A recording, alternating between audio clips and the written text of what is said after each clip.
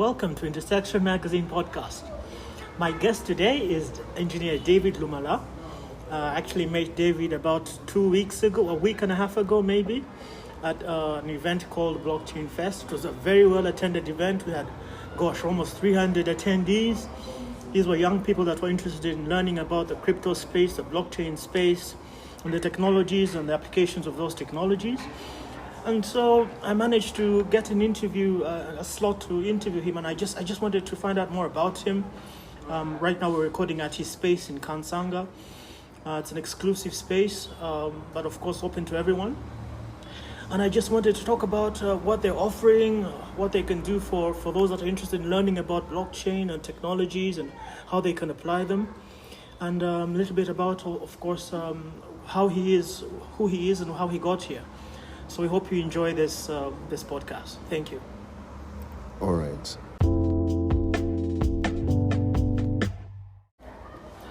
So, Engineer David, tell us a little bit about yourself. Where did you go to school? Where have you been working all these years before you set up your own establishment? All right. So, once again, thank you so much, Nicholas, for this opportunity to get to speak to your audience at large. You'll excuse me, I'm troubled with flu, but yeah, we can have it. So, David Lumala is my name. I'm a software engineer by profession. I'm a kind of established geek in Web3 now, but so much of a newbie in the technology space as well. So, where did I go to school? I studied in Chibiri Primary School for 7 years. I came to Liberty Secondary School for 6 years, joined Makerere University, and I left in 2020 as a software engineer. So, from 2020, that was the pre-COVID. 2020 pre-COVID was when I began working professionally, because I had been doing internship somewhere in town at Twico. So I, as a software penetration engineer or software tester for short.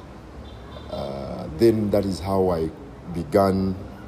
But prior to that, the completion of that internship, I had known about blockchains prior when I was still in high school. Since I was so much interested in the happenings of the world, and then a continuous or perpetual internet cafe visitor, I go to read more or establish more about blockchain, just that I hadn't taken an active interest. So when I joined campus as a software engineer, I realized that there was a very huge opportunity for software engineers to relate to blockchains particularly, but because the space for development was still so young back then, it wasn't this developed the way we are. Like, the information was scanty, was patchy, and you couldn't have a whole set of information that we have right now.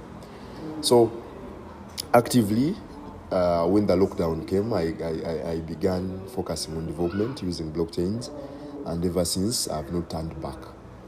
So the journey has been that testing, and because I began as a loner, but around me I've created a very huge and thriving community this far. And it is from that kind of inspiration that we pick the idea that we should always have these events that come to gather people, collect us together, let's connect, let's network, let's meet as like-minded individuals. So events like Blockchain 360 that we had early in the year. Then, of course, we've just had the Blockchain Developer Festival late last month.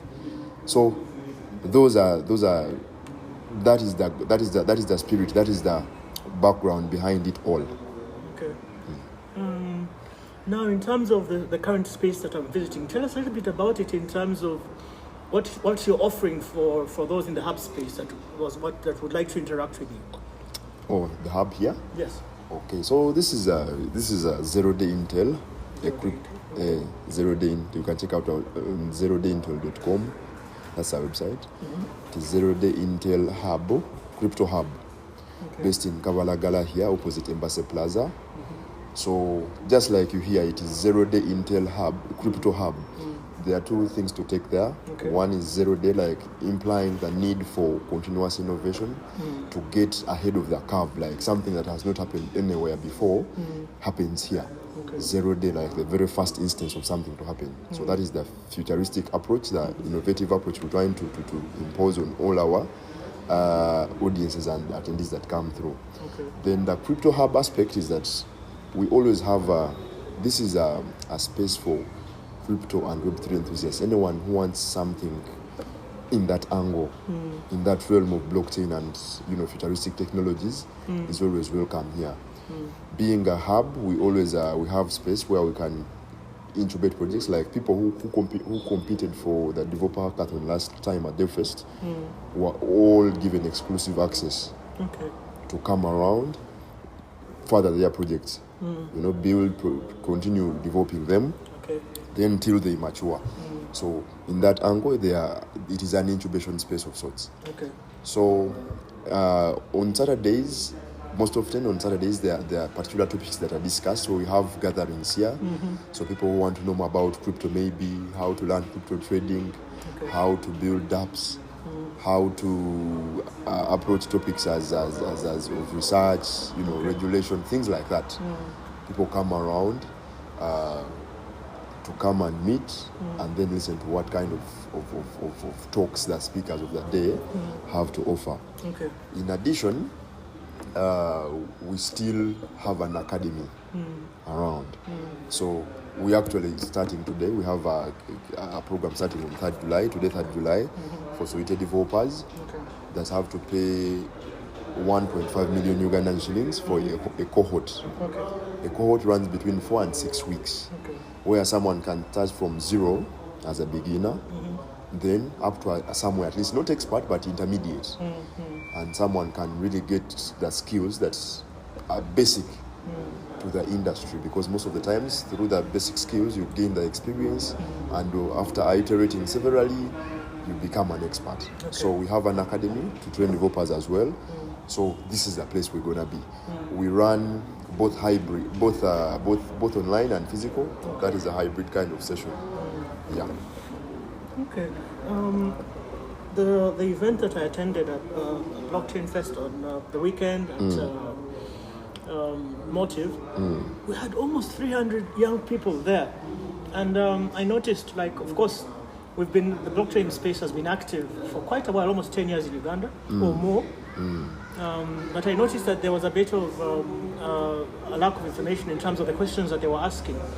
And so that's why I'm interested in terms of what you're providing in this space. What suggestions do you have for those maybe fresh into university that are coming into the environment and want to see how they can participate in this space? What kind of advice do you have for them, and how do they approach learning? Because from what I gather, this is a completely different. You need a completely different type of mindset. You need to have the mind to learn, to research, to be self-taught. Thank you. So just kind of give me a rough idea how people can approach this whole new knowledge space. All right. So technology has a saying that you must always be ready to learn, unlearn, and relearn. Unlearn, that is for a starter. Unlearn as new knowledge comes in. Then relearn as still more sets of knowledge coming. So with Web3 and blockchains particularly, the pace of change of things is really frenetic, is so fast. So much can happen in a day, so much can happen in a minute, so much can happen in a month, unlike so many other domains. So my humble advice, the initiative is be ready to learn and then be self-driven. Because when you're self-driven, you know what you want, you know how to focus. You get to understand what should not be given importance, and you have a direction. So once you give in yourself to because Web3 is just like you said, it's so different from many other things that you've known. Is a culture. You adopt that new culture, what you call the change of mindset. Now you change the way you've been thinking. So you approach technology in a very totally new and kind of fanatic way, because you once you realize, you get to sit down and realize how big and the potential behind the technology is. You just get crazy about it, and then you start writing articles all over the place. You start running spaces, podcasts, because you feel you have to pass that information on. And when you learn, still teach someone else, because by teaching someone else, there is a very high chance that you first and foremost condense the ideas that you are teaching someone else, But then, when you inspire that level of knowledge into someone else also, there are higher chances as well that they will go do extra research and teach you something more in return. Because I've just seen that with so many of my, I would say students. Someone, they begin as starters, they are nowhere. Then they get so much, inspired, they just get lit up in the mind and say, I'm going to take this on. So you meet them a month or two later, they are telling you things you've not heard about you yourself. So that is how you grow. And then another crucial aspect, the third one, one was initiative, to learn, take it upon yourself to learn, determine what you want. And secondly, of course, teach, spread, communicate. Then thirdly, and the most crucial one, get into established communities of like-minded people. That's the idea behind organizing those events. Okay. Let us create awareness that actually people who are thinking like us get to understand that actually there is a community of their people around. Okay. So when you are into a community, of course, you learn something from everyone.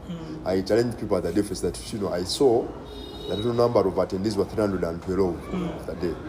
So if there are 312 participants, at least who have attended, who have showed up on the day, I challenge them that if you subtract yourself, if you remove yourself from the 312, you remain with 311 people. So those are 311 chances of learning something new. At least you have 311 extra people around you who have something common to you now, now that you are in the same place. So community is very key, and please you shouldn't ignore it. So community in Web3, join those Twitter spaces. People there are always discussions online, every moment, depending on your time zone. Because as we are sleeping, other people are waking up, other people are having nightfall, other people, that is how the world works. So join Discord communities. Telegram has so many groups. Of course, WhatsApp is always available. So many. But be part of a group, grow with them. Okay. Yeah. Now, for those who may not be too familiar, could you help us to break down the distinction between Web 1, Web 2, and Web 3? All right. So we're gonna have it this way. Technology itself has evolved over time, just like any other person. The way we were born is not the way we are now. So over time, things change. Innovation is just at the cusp of everything. So everyone is thinking of something new. There's a whole new idea every now and then. So back in the 60s, okay, let us go to the pre-ages of the internet now. In 1945, that is when World War I, or rather World War II, ended.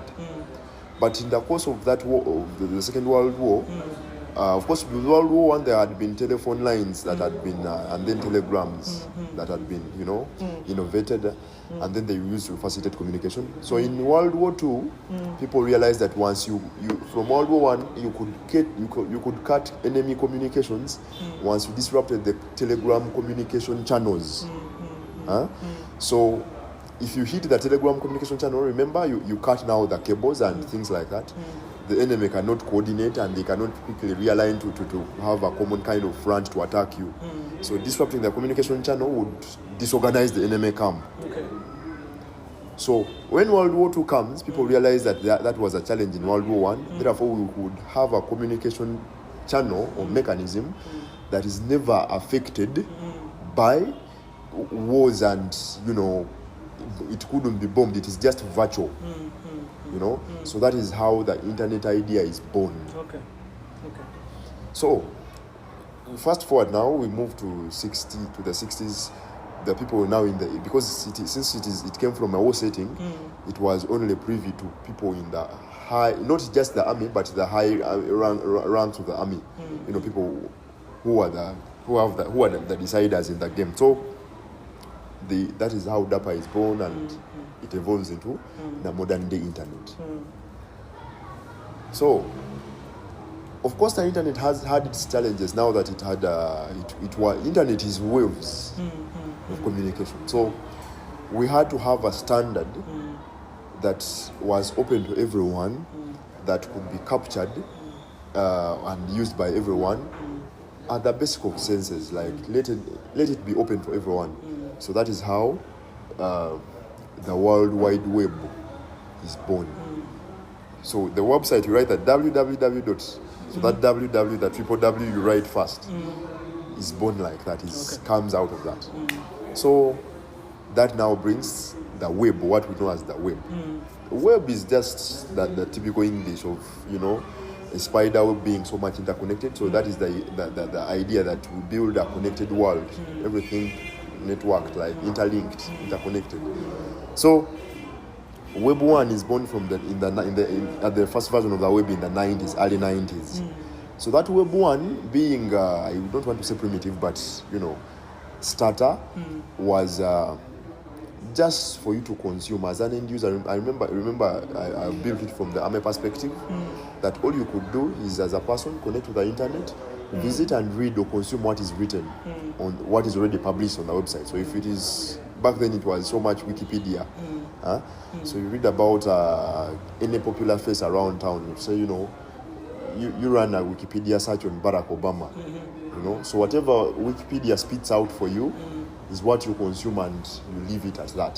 So it was a read-only web 1. Okay, so of course innovation continues. So people say, what if we add this? What if we try this? What if this is done? What if we can have this done?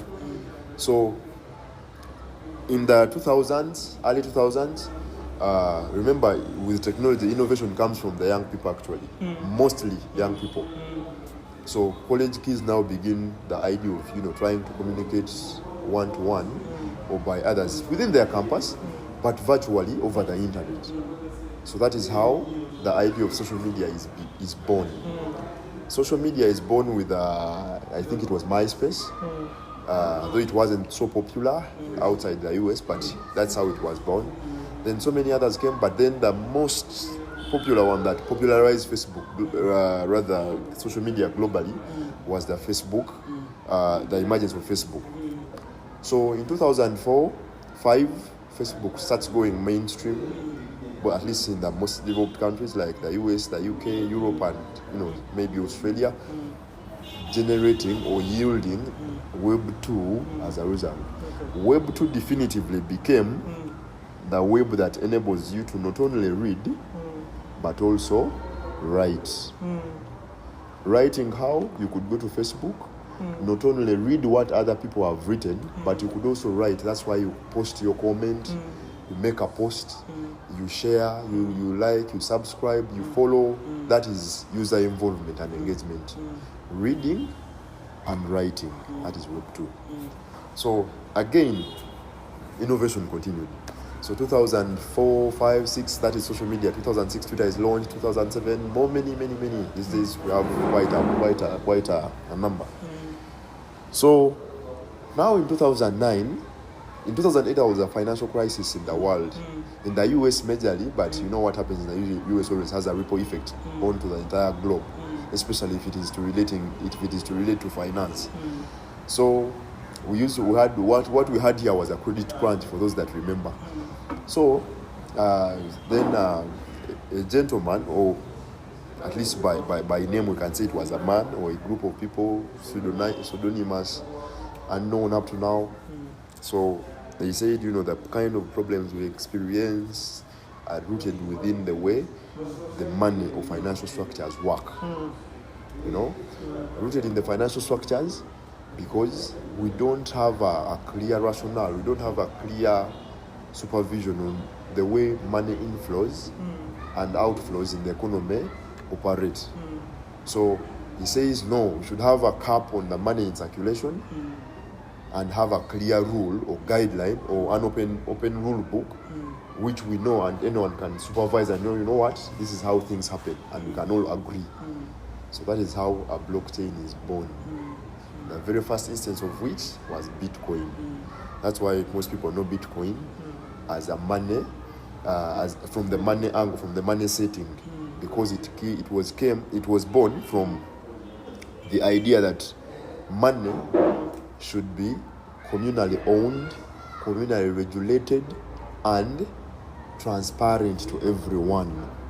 And actually, those are the underlying basics of blockchains, because If you have a transparent system, then anyone can prove and verify that actually things happen the way they do. And once we put up a statement or once we assert something, anyone can openly verify. So now that is the Bitcoin gives us the first blockchain, but not the Web3 yet. So people realize that actually we could extract the idea of Bitcoin not only to money, but to so many other aspects in the computing world. How about we would decentralize all the kind of compute that we have at the time? Right now, Google is popular with whatever it does. They launch a product, it really booms because they already have a very huge market share. Apple is so popular because they have, users locked into their services and products. Name them. You have Facebook itself. You have Oracle. You have so many. Microsoft. So people realize that actually decentralization could bring back power to the users, because these authorities, these are central controllers of the big tech, the companies, wield so much power over us because we literally belong to them. We use Facebook for no charge, or WhatsApp for no charge, but ultimately we are the product, so they monetize you in every way possible. That's one. And secondly, imagine a world where we woke up one day and then all the Google search engines are down. What sort of damage would that do? Because we've entirely given up ourselves and attention to rely on Google services. How about a world where we don't have to rely entirely on Google? We do not have to rely on iCloud. We don't, let us split these storage services, these services, to so many other nodes or entities around the world, such that even if one is down, we can still rely on the others that are active. So in 2015, another gentleman still realized that actually we could decentralize computing.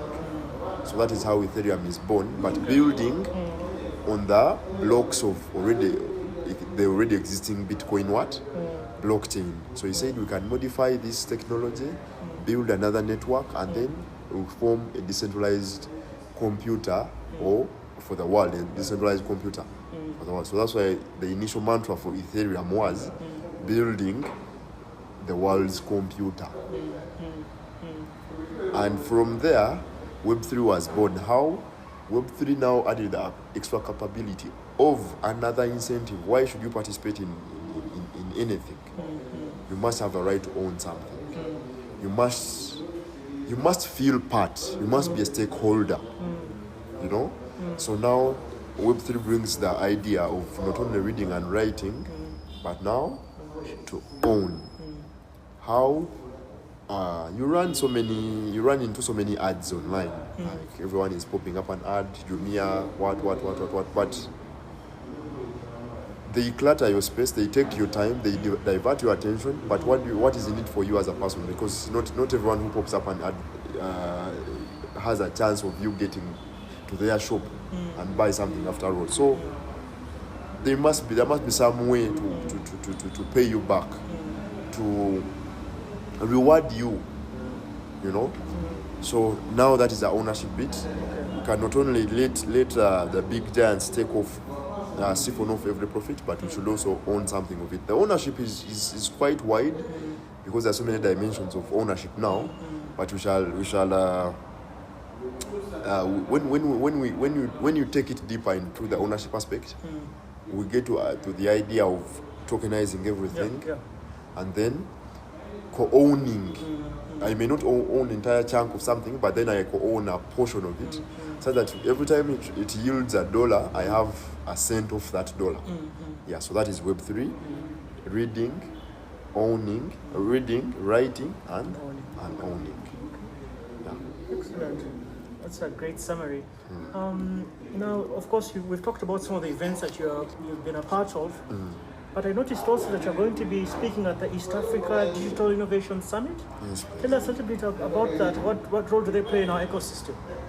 All right. So, the East Africa Digital Innovation Summit aims to cast a broader torch Okay. on all technologies. The way it is about digital, digitalizing everything. We are transitioning to the digital ways of life. Everything these days is moving to the mobile. You know, there is an app almost for almost all the crucial aspects of our lives. If you want fitness, there is a fitness app online. If you want cooking recipes and things like that, there is one. If you want shopping, anything is becoming digital. So the organizers realized that actually there has never been such a kind of conference or event that brings together people from all walks of life. By walks of life, I mean open to everyone, every professional, you know, where people can come and get to see how technology is affecting their particular field. You know, at Devfest we try to do it and then try to bring in people who are from different domains. We bring in lawyers, we bring in people from finance, we bring in developers, we bring in educators.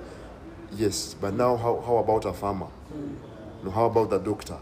How about, you know, the mechanic in Kiseka market? So we realized that we needed that kind of a general convener or convention for that particular purpose, and we had to do it as a region, because if we do it as Uganda, it does us good, but it does not send out a clear message to the public that actually we are serious about what we are doing. So why not do it across the region? You know, that's how it was born. And say, you know, we begin with Nairobi on 6th, then 7th in Rwanda, 8th and 9th Uganda. Close. Yeah. Excellent. Now, in terms of what the podcast, one of the things that we do in the podcast, we try to talk about the technology and innovation ecosystem.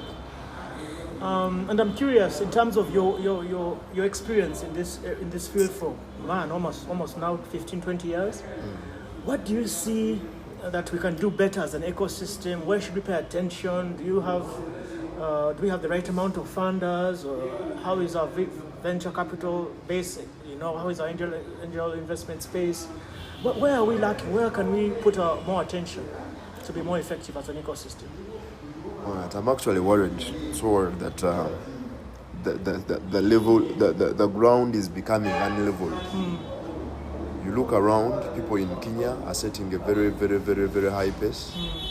Rwanda, at least they are there. Uganda, not so there yet. Why? We've taken it for granted. We think it is just any other thing. You know? This is not plain technology. This is not the kind of the smartphone. Everyone has a smartphone. No, this is something that is beyond that. The kind of fire that is rolling out is never seen before. Okay, the people who saw the coming of the internet as in first hand now can relate. But if you're born in the 90s onward, you have never seen something like this. I guarantee, because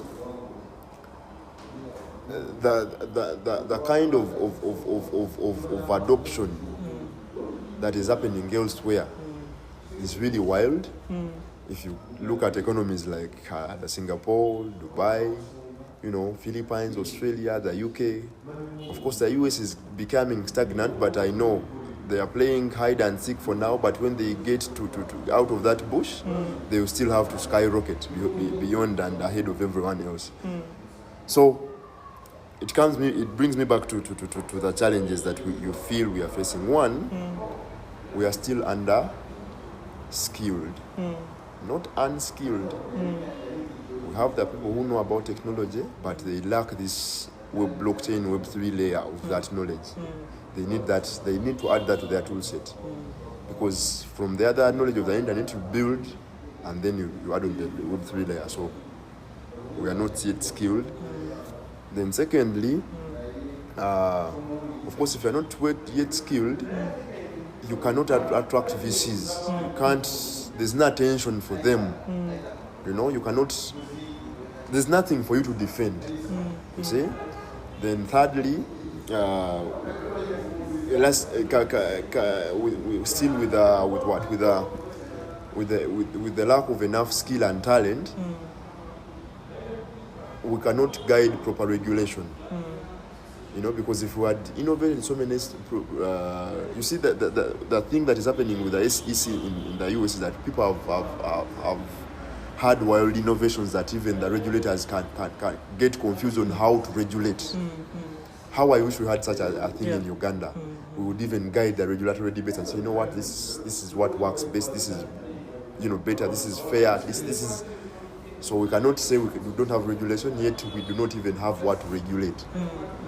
So the kind of references that we give when we are guiding our regulation debates are just references from other economies, and that's a challenge. It would be much better to guide and regulate, to provide guidance to regulators firsthand when it is our products that are being examined and, you know, tested. So that is another challenge. So the other challenge is the people themselves are still unaware, or they have not taken an active interest yet.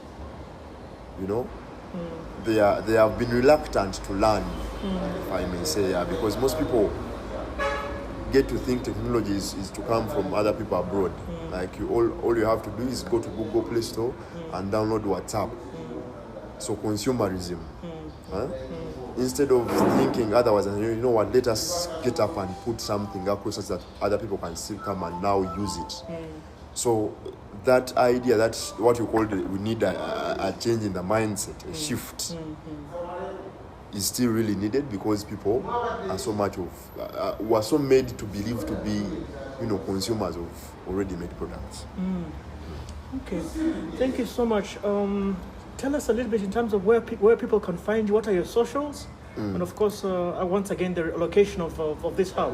Because the hub is very unique. I haven't seen anything like this in Uganda. So, I'm so much on LinkedIn as a person. Okay.